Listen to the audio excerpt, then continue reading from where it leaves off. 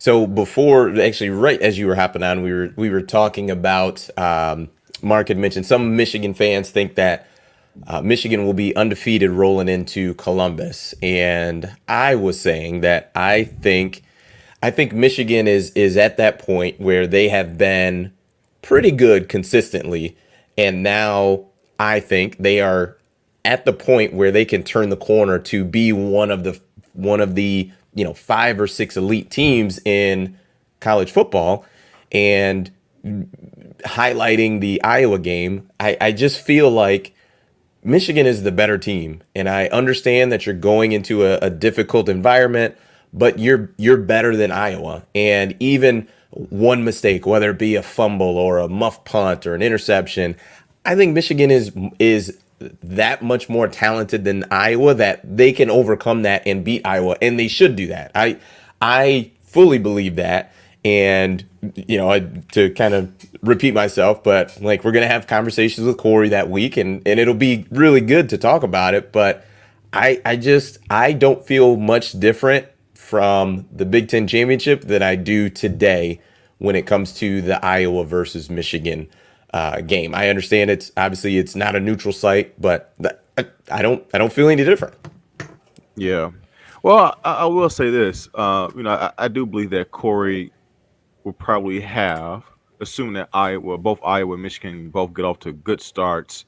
Corey probably have more legitimacy to his claim, which is probably that Iowa will win the game, than he did last year. I thought there was basically no shot that Iowa had to beat Michigan last year. Um, as of now, I give them an outside shot to beat Michigan, but I'm darn sure not picking them to beat Michigan. I definitely believe Michigan has more than enough to go in there and get the job done. But it's one of those places where even as a good team you go, and it can be kind of tricky to to win. Very very passionate fan base. Um, and I've seen Ohio State go down there. We saw Penn State struggle there. We've seen multiple teams go there and have issues. So it's definitely not a place that you want to take lightly. And by all means, it'll be a fantastic first test um, for this ball club. The only concern that I have initially before the season starts is due to the vanilla schedule beforehand. How prepared will our guys be to go into that game? Because sometimes you can be more talented than a team is, but if you're not clicking quite yet, you're not playing at the potential that you can, right? So maybe that game is a little bit closer because Michigan, who is probably, well, let's say, an A-minus team, due to rust and not really being tested, maybe they're playing at a B level, right? And say Iowa's a C plus B minus team. Well, now you talk about a little bit more of an even playing field in a closer game than it should be. So those are the factors that go into play, particularly when your schedule is so soft at the beginning. So that I do believe that could be a factor. And to be quite honest, I'm not sure if there's going to be anything that I can see in the first few games that's going to be like sway me to think, man, this Michigan team is great, or they're not, or they're good, or they're bad, or they're average, because I just don't know how to really judge those games, right? Because we know that Michigan's probably going to be at least a 27 and a half, 35 point favorite those first 3 weeks, each week, or pretty close to it. So, I mean, how do you really judge that in terms of how really good this program is? So, that's going to be the challenge in terms of predicting how they will fare in Iowa. Dre, if Michigan is a 27-point favorite the first 3 weeks of the season, I'm taking Michigan. I'm laying quite a bit of money, and I'm taking them to cover three straight at 27 against those three teams. Yeah, hey man, I'm with you. I mean, I look, it's ridiculous how bad the schedule is, and reason I'm kind of hard on it is because it's also from a fan standpoint. Um, fans, you deserve. You're going to pay your money to go to games. Of course, you don't want to see your team lose, but you also want to see somewhat of a competitive game, right? Just not too close, right? You don't want no heart-stopping moments, but you do want to at least see a quality opponent across from you. And I just those first 3 weeks, man, it's just not there, unfortunately. So it's going to be a challenge for I think Des and I to when we come on these air raids every post game on Saturdays to really kind of give a accurate analysis of how good this team really is because they haven't been tested. And I can already see it coming now. There will be a certain segment of our fans here on this channel that like what we say, and then there will be some that want us to say more positive things. And it won't be that we're being negative. I guarantee you, never. There's no way that they can go into these games and there's something to be negative about. No way. However, we also won't.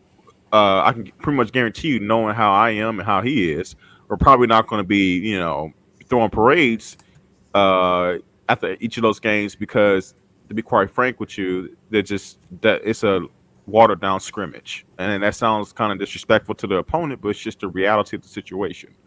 I just put it this way: I look forward to the week they play Iowa because it'll be the first time that I'll be able to kind of really get a good bead on how good this team is. Is that why you're looking forward to it? Absolutely. Is that the reason? Okay. Oh no! No, you want to get Corey on this stream. Of course I do. Of course I do. You want to give him the business and the blues. That's what you want to do. Of course I do. That's but you know what? Look, but the reason why Corey would never the problem, and I'll say this to him again. The problem is that, for one, we all know he's the guy who has his I's dotted and T's crossed. I think he does a fantastic job, but it's because I think he is good that I was so surprised at the crap he was trying to throw on the wall to see if it's stuck. And it's like, no, I can never let you get away with that because you should know better. Some people that you think don't. Yeah, go ahead, Mark. I got to agree with Dre on that one. And Corey, I've said it to you face to face, so I'm not talking behind Corey's back. He is buttoned up, man. He does a fantastic job. He knows his stuff. He knows his team, studies the other team. When we had him on here to say, oh, you're picking Iowa to win this game, pull off the upset, how are they going to do it? Why? It was kind of like, I just got a feeling they're going to do it. That's not. And it was. Well, if they get an interception, or if they return a punt for a touchdown, or if Hassan Haskin fumbles, and I'm like, wait a minute. So you're telling me things that basically never happen. Cade rarely throws interceptions. Hassan Haskin literally never fumbles, and you never get, in Michigan's special teams has been really good. Like, one of the best in the country. You're telling me all three of those or multiple are going to happen in one game? That is a tough sell. That's a tough sell. Yeah, yeah. That's why we can't let him get away with it. I'm sorry, I had fun with him the other night because he was kind of explaining away 42-3, saying it wasn't really that bad. And I said, "Oh no, it is. Okay, you can't." Okay, Corey. If I get the game's such a rout in the fourth quarter that you can't even really keep the scores after that don't even matter on either side. Like, they don't even matter. But and he was explaining away 42-3, and I said, Corey, even if it was like you want to explain two of those touchdowns away, it's 28-3. It's Once you're down 21, once you're down 21, it's pretty much you've been beat pretty soundly.